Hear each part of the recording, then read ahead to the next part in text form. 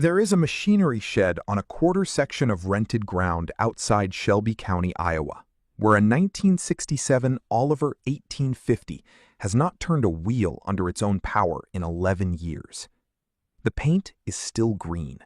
Meadow green, they called it, a particular shade that sat somewhere between the color of a soybean field in July and the color of a remembered thing.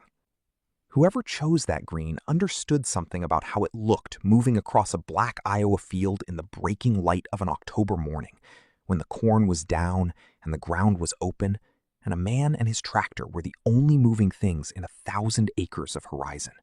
The company that designed that tractor stopped putting its name on new machines in 1976. The name itself, Oliver, was erased from the landscape so quietly, so gradually, that many of the farmers who had run Oliver equipment for 30 years did not realize at first what had happened. The shed is still there. The tractor is still there. The name is gone. The story of Oliver begins not in Iowa, not in the flat counties that would become the tractor's natural territory, but in South Bend, Indiana, in the year 1855, where a Scottish immigrant named James Oliver was perfecting an idea that would change American agriculture before the word agriculture had fully entered the American vocabulary. James Oliver, born in Liddesdale, Scotland in 1823, arrived in America as a young man and settled in Indiana with the particular stubbornness of someone who had already crossed an ocean and was not planning to be turned around by anything smaller than a fundamental problem. The fundamental problem he chose to solve was the chilled iron plow. Before Oliver, a farmer breaking prairie ground in Illinois or Indiana was fighting his equipment as much as his land. Cast iron plows wore unevenly, broke unpredictably, and scoured poorly in the heavy, moisture-laden soils of the Midwest. Oliver's solution, a process for chilling iron castings that produced a hard, smooth, polished surface that shed soil cleanly and resisted wear, was patented in 1869 and commercialized through what would become the Oliver Chilled Plow Works in South Bend. By 1880, Oliver Chilled Plow was the largest plow manufacturer in the United States. By 1900, the company was selling into every major agricultural market, from the Corn Belt to the Canadian prairies. The meadow green had not yet arrived. That would come later. But the foundation was already there. A commitment to metallurgy, to the quality of the working edge, to the relationship between iron and earth. The consolidation that created the Oliver Farm Equipment Company, as farmers would eventually know it, happened in 1929, when 4 separate manufacturers were merged into a single entity. Oliver Chilled Plow Works in South Bend, Hart Parr Company of Charles City, Iowa, one of the oldest and most respected tractor manufacturers in the country, the company that had essentially invented the word tractor. Nichols and Shepard of Battle Creek, Michigan, makers of threshing machines, and the American Seeding Machine Company of Springfield, Ohio. 4 companies, 1 name. And in that merger, something important was decided. The headquarters, the center of gravity, the soul of the new Oliver Farm Equipment Company would be in Chicago, Illinois. But the heartland of its manufacturing would be Charles City, Iowa, a small town on the Cedar River in Floyd County, where Hart Parr had been building tractors since 1901. Charles City was already a tractor town before Oliver arrived. Hart Parr had built the first commercially successful gasoline tractor in America in those streets, on that river, in a red brick plant that the whole town revolved around.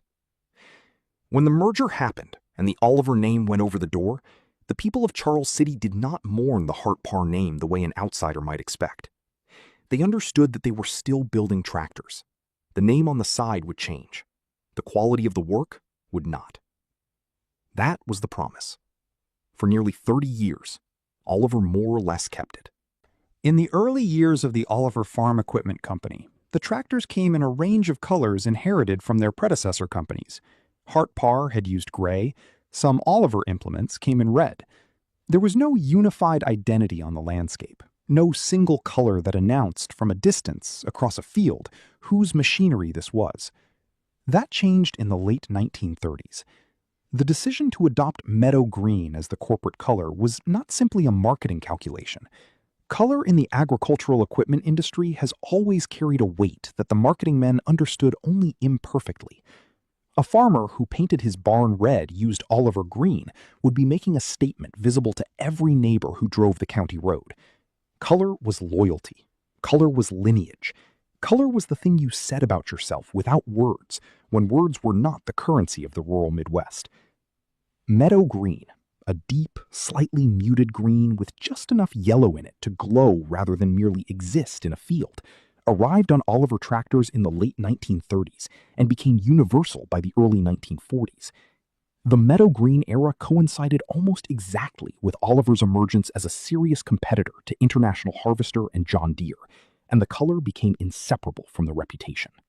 An Oliver farm was a green farm, not the yellow-green of Deere, not the red of International, a particular green, the green of a company that had come out of the Corn Belt and understood what color looked like in that specific light against that specific soil. Farmers who ran Oliver equipment in the 1950s and 1960s, and there were hundreds of thousands of them, did not describe themselves as Oliver customers, the way a man might describe himself as a customer of a bank or a hardware store. They said they ran green, or they said they were Oliver men. The possessive ran both directions. If there is one machine that represents what Oliver was at its best, the machine that puts the name on the lips of every collector, every antique show judge, every farmer in his 70s who still gets a specific look in his eyes when the subject comes up, it is the Oliver 88. The Oliver 88 was introduced in 1947 and remained in production in various configurations through 1954. It was powered by a 6-cylinder engine displacing 231 cubic inches, developing 42.8 drawbar horsepower and 52.4 belt horsepower. Figures that were, in 1947, genuinely impressive for a row crop tractor of its class. It weighed approximately 5,900 pounds in standard trim and was built around the same design philosophy that had characterized Oliver since the Hart Parr days. A long-stroke, low-RPM engine that pulled with authority rather than with noise. A transmission that gave a farmer the gear he needed without making him compromise. And a level of finish that announced itself immediately to anyone who had spent time around equipment that had been built to a lower standard. The Oliver 88 cost, at introduction, approximately $1,900 in standard row crop configuration. Today, a restored Oliver 88 in original meadow green, with the correct cream accent striping, the original decals, the proper 6-volt electrics, will sell at a well-attended antique tractor auction in the Midwest for between $8,000 and $14,000, depending on condition and provenance. A show-quality restoration with documented history can exceed $18,000. Those numbers tell you something, but they do not tell you what a farmer in Bremer County, Iowa, felt in the spring of 1949 when his new 88 came off the implement dealer's lot and he turned it into a field for the first time. Harold Hepner of Waverly, Iowa, described running his family's 1950 Oliver 88 in an oral history recorded by the Iowa State University Extension Service in 2003. He said, and I am paraphrasing from the transcript here, that the 88 pulled like it was angry at the ground, that it didn't scream at you when it was working, that his father, who had run a Farmall M before it, said the Oliver was the first tractor he'd owned that felt like it had manners. Manners. That is not a word most men used about machinery in 1950, but it says something true about what Oliver built in those years. The machines had a quality of restraint, of engineered composure that their competitors did not always match. The Super 88, introduced in 1954, added a slightly larger engine and improved hydraulics. The 880, which followed in 1958, brought the tractor into the live PTO era and updated the styling to the more modern sheet metal that Oliver would carry through the early 1960s. But it is the original 88, the immediate post-war machine, the one that established the template that collectors return to, that old-timers remember, that sits in the center of the Oliver story the way certain things sit in the center of a life. Not because they were perfect, but because they were exactly what was needed, exactly when they were needed, and they proved something about the people who made them. The Oliver 88 was meadow green at the moment the color mattered most. The fields were opening back up after the war. The farms were growing. The tractor was the instrument of that growth, and the 88 was a very good instrument. Oliver knew it. The farmers who ran them knew it. What happened in the decade that followed the 88's peak years was the kind of decision that every independent implement manufacturer in the Corn Belt had been dreading since the end of the war. It was a decision made not in Charles City and not in Chicago, but in a boardroom that had no particular relationship with Iowa soil. And it arrived, for the dealers who had been watching the signs, almost exactly as they had feared it would. In 1944, while the war was still being fought and American farms were being asked to produce at a rate they had never sustained before, the Oliver Farm Equipment Company was acquired by the White Motor Corporation of Cleveland, Ohio. This is the sentence that Oliver men say differently depending on their age. White Motor was a truck manufacturer. They built commercial vehicles. They understood steel and production schedules and market share. What they did not have, what the corporate culture of White Motor was not structured to carry, was the particular knowledge of what it meant to build a machine for a man whose livelihood depended entirely on it. The acquisition in 1944 was not, at first, visible in the product. Oliver continued building quality equipment under its own name through the late 1940s and the 1950s. The 88, the Super 88, the 880, these came out of the White Motor era, and they were good tractors. The engineers in Charles City were still the engineers in Charles City. The men on the factory floor still knew what they were building. But the direction was set. White Motor was assembling a portfolio of agricultural brands, and Oliver was the first piece of it. In 1960, White acquired Cockshot Blackhawk, a Canadian implement manufacturer. In 1963, they acquired Minneapolis Moline, the Prairie Gold Company, the maker of the UDLX Comfort Tractor, one of the most distinctive agricultural brands in American history. And in 1969, White acquired Oliver's original consolidation partner, the remaining assets of the old Hart-Parr line. White Motor now owned three of the most historically significant tractor brands in North America: Oliver, Minneapolis Moline, Cockshot. 3 colors, 3 engineering traditions, 3 sets of loyal dealers, 3 communities of farmers who had built their operations around specific machines. The logical efficiency of this arrangement, from a corporate standpoint, was obvious. You did not need 3 separate engineering departments. You did not need 3 separate manufacturing lines. You could share components, share platforms, share tooling. You could rationalize production. You could reduce costs. What you could not do, what the men in Cleveland did not fully understand, was rationalize loyalty. There is a memorandum in the White Motor Corporate Archive, accessible now through the Wisconsin Historical Society, that documents the internal discussion about what to do with the Oliver name after the Minneapolis Moline acquisition. The date on that document is not 1969, as many people assume. It is 1972, which means that for 3 years after the final consolidation, the fate of the Oliver name was still technically undecided. What the document shows is that the men who had to make the decision knew exactly what they were erasing. They discussed it. Some of them argued against it. The decision was made anyway.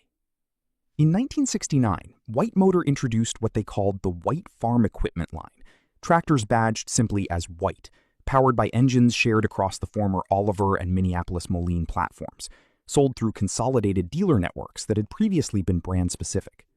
The Oliver name did not disappear immediately. For several years in the early 1970s, Oliver-branded tractors continued to come off the Charles City line, including models in the 250, 270, and 2105 series. These were capable machines. The 2105 developed 105 horsepower and was considered a serious field tractor by the standards of the early 1970s. The meadow green continued on the sheet metal. But the engineers who had designed them knew what was happening. The dealers knew. The farmers who came in to look at the new machines and noticed the shared components, the Minneapolis Moline engine in an Oliver hood, the White transmission in an Oliver chassis, noticed too. By 1976, The last tractor carrying the Oliver name came off the Charles City line. The meadow green did not disappear from the landscape with the abruptness of a factory closing. It faded. It thinned. The machines that were already in the fields continued to work, continued to pull, continued to start on cold mornings with the particular authority of a well-built engine. But new green tractors stopped arriving at the Oliver dealerships because the Oliver dealerships were becoming white dealerships, and the white tractors that replaced the green ones were not a continuation of anything. They were a product line. There was a difference. The farmers knew it. The dealers, many of whom had sold Oliver equipment for 2 and 3 generations, knew it. The men who had worked the Charles City plant knew it. The Oliver name, in any meaningful commercial sense, was finished in 1976. White Motor Corporation declared bankruptcy in September of 1980. The Agricultural Equipment Division was sold the following year to an investor group that reorganized it as White Farm Equipment Company, a separate entity attempting to continue production in Charles City and in a second facility in Coldwater, Ontario.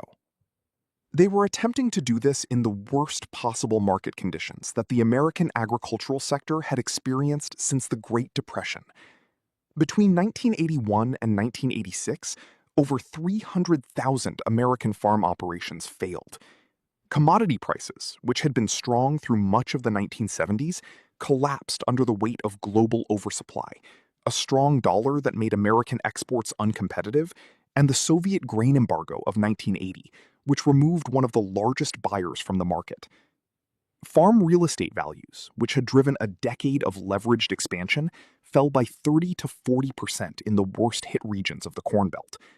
Interest rates that had peaked at 21% in 1981 left farmers unable to service the debt they had taken on to buy the land and the equipment. The implement dealers, men who had extended credit to farm families for generations on the basis of a handshake and a relationship, watched their receivables turn into defaults. Equipment manufacturers watched their order books go from thin to empty in a single planting season. White Farm Equipment was in no condition to survive this. The company entered bankruptcy for the second time in 1985. The Charles City plant, the plant that had been building tractors since Hart Parr opened it in 1901, the plant that had been the center of employment and identity for Floyd County, Iowa for 84 years, closed in November of 1985.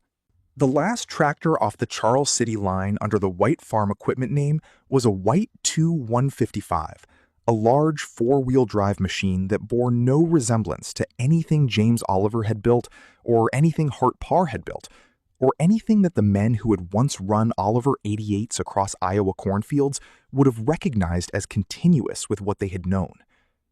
The Charles City plant had employed, at its peak in the late 1960s, approximately 1,500 people in a town whose population was just under 9,000. When the plant closed in 1985, it took with it not just the jobs, but the economic logic of the town itself. Charles City's population, which had been approximately 9,268 at the 1970 census, had declined to around 7,800 by 1990 and continued to fall through the 1990s. The liquidation auction of the Charles City plant equipment ran for 2 full days in the spring of 1986. Machinery that had produced millions of components for Oliver, Hart Parr, and White tractors over 8 decades sold for scrap metal prices. The auctioneer who ran the sale, a man from Waterloo who had conducted farm equipment auctions all his professional life, told a reporter from the Charles City Press that he had never worked a room that quiet. He said the men who came to buy were buying, but they weren't talking. He said it felt more like a funeral than a sale. The AGCO Corporation, which acquired the remaining assets of White Farm Equipment in 1991, continued to produce White-branded tractors in limited numbers through the early 1990s. By 1993, even the White name had been largely absorbed into the broader AGCO portfolio. The Oliver name, the meadow green, the history that stretched back to James Oliver's chilled iron plow in South Bend in 1869, existed by that point only in the past. AGCO retains the trademark to this day. It is not used on any current production equipment. If you drive into Charles City, Iowa today, north off US Highway 18, across the Cedar River, into the downtown that was built to serve a factory town that no longer exists as it was built, you will find a place that has reinvented itself with the particular dignity of communities that have been through something large and survived it without bitterness. The original Hart Parr and Oliver factory complex on the south side of town is partially standing. Some of the buildings were demolished in the years after the closure. Others were repurposed: light industrial tenants, a storage facility, a section that was adapted for small manufacturing. The full footprint of the plant that once employed 1,500 people is not occupied by anything of comparable scale. Charles City's current population is approximately 7,500, down from its peak. The downtown retains a functional character: local businesses, a county courthouse, the infrastructure of a working county seat. The community has invested significantly in the Cedar River waterfront and in a recreational trail system. The Floyd County Historical Museum maintains a collection of Hart Parr and Oliver equipment that is, by any measure, one of the more complete institutional records of early tractor history in the United States. The museum is, in its way, a kind of monument, not to nostalgia exactly, to fact, to the record of what was built here, and who built it, and for how long. There is a 1913 Hart Parr 3060 in the collection, a machine that predates the Oliver merger by 16 years, that still runs under its own power when the museum staff prepares it for demonstration. It is a machine that weighs over 10 tons and moves with the deliberate authority of something that was built before the concept of planned obsolescence had entered the manufacturing vocabulary. It was built to last because the men who built it and the farmers who bought it had no other basis for the transaction. When you stand next to that machine and understand that it was built in the building that eventually became the building that built the Oliver 88, that built the 2155, that was the last tractor off the line before the doors closed, you are standing at the full length of something. You are measuring 84 years of a single continuous tradition of building, and then you are standing at the end of it. Somewhere tonight, likely in eastern Iowa or northern Illinois or the flatland of southern Minnesota, where the Oliver 88s and Super 88s and 880s worked their best years, a meadow green tractor is being prepared for the show season. It may be in a machinery shed attached to a house that no longer has a working farm around it, or it may be in a shed on ground that is still farmed by a man or woman who runs the Oliver alongside modern equipment, the way some people keep a church organ alongside a piano, because the older instrument teaches you something the newer one cannot. The antique tractor show circuit in the American Midwest is not a small thing. The show at the Iowa State Fair in Des Moines, the Tri-State Gas Engine and Tractor Show at Portland, Indiana, which draws upward of 50,000 visitors on its largest days, the Midwest Old Threshers Reunion at Mount Pleasant, Iowa, which has run annually since 1950 and includes working demonstrations of threshing equipment that spans the entirety of the mechanical age of American agriculture. At these shows, the Oliver contingent is always present and always competitive. The collectors who maintain Oliver equipment tend to be, in my observation, the kind of people who are uncomfortable with the word restoration, because it implies bringing something back to a condition it no longer holds. They prefer to say they are maintaining these machines, that a 1952 Oliver 88 that still runs, still pulls, still fires on a cold morning is not a restored artifact, but a continued object, still doing, at some level, what it was built to do. The Oliver Collectors Association, headquartered in the Midwest, maintains a registry of surviving machines and publishes technical documentation for members who need parts information, service manuals, and guidance on finding the correct meadow green paint match. The correct paint match matters. The collectors will tell you why. The color is not decoration, it is identity. And Oliver painted the wrong shade of green is, in a technical sense, no longer entirely an Oliver. Dale Peterson of Rock County, Minnesota, is in his 78th year and has run Oliver equipment, in one form or another, for 60 of them. His father bought a new Oliver Super 77 in 1956, a 4-cylinder row crop tractor of 40 horsepower that was the correct size for the 240 acres the family farmed at that time. Dale learned to drive on that tractor at the age of 12. He still owns it. He showed it at the Worthington Fair for the first time in 1987 and has shown it nearly every year since. He does not describe it as a hobby. He describes it as an obligation. An obligation, not to the past exactly, to the continuity between the past and the present, to the idea that a thing which was built well and served faithfully deserves to continue existing in the world, and that someone should take responsibility for making sure it does. The men and women who maintain Oliver equipment today, and they are numerous, and they are serious, and they can tell you the correct torque specification for a cylinder head bolt on a 1960 Oliver 990 without consulting a manual, are performing exactly this kind of obligation. They are keeping a record that would otherwise be entirely abstract. They are making the history physical.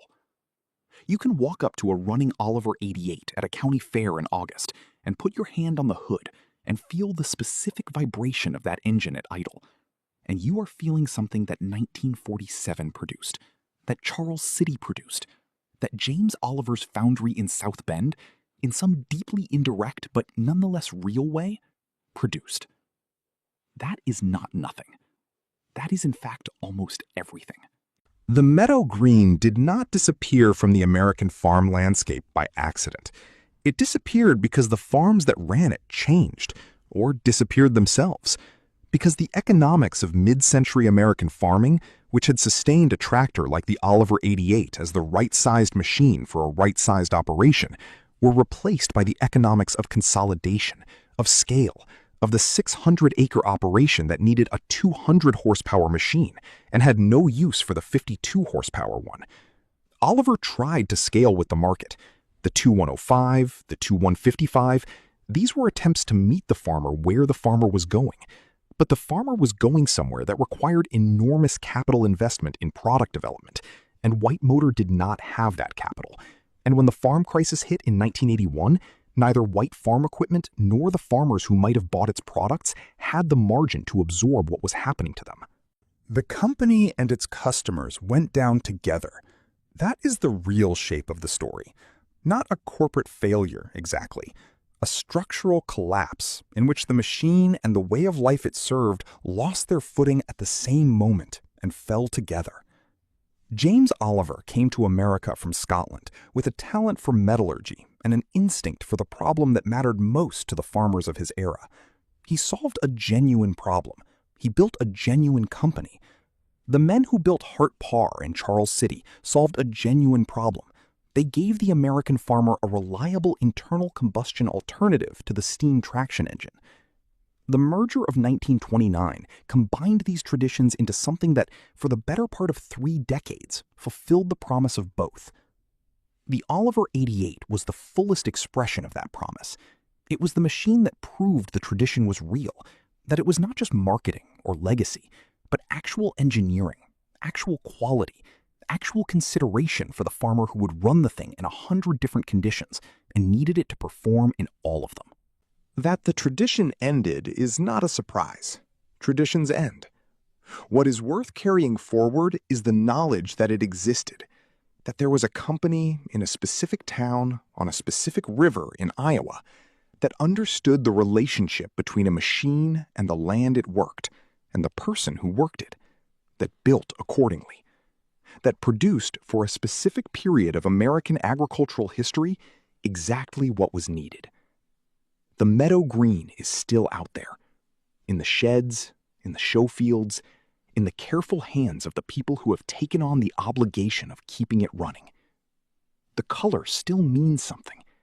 It still says something from a distance about who chose it and why, and what they were trying to build, and how long they managed to keep building it. The company is gone. The machines are not. And the land, the black Iowa land, the Minnesota clay, the Illinois loam, is still there, still being worked. Still, in some fields, being worked by men and women who remember what a green tractor looked like coming over the rise at the end of a row, and what it meant that it was green, and whose green it was. If you grew up on one of these, or if your father did, or his father, then you already know that what I've described tonight is only partly about tractors. It is about a particular kind of knowing, the knowledge of your machine, the knowledge of your land, the knowledge that the two things were related in a way that the balance sheet could never quite capture. Next time, we go to Hopkins, Minnesota, to the place where prairie gold once meant something very specific to the farmers of the Northern Plains, where Minneapolis Moline built some of the most distinctive machinery in the history of American agriculture, and where, in the end, the gold faded in almost exactly the same way the green did, and for almost exactly the same reasons. If that story belongs to you, or to someone you loved, it will be here when you're ready.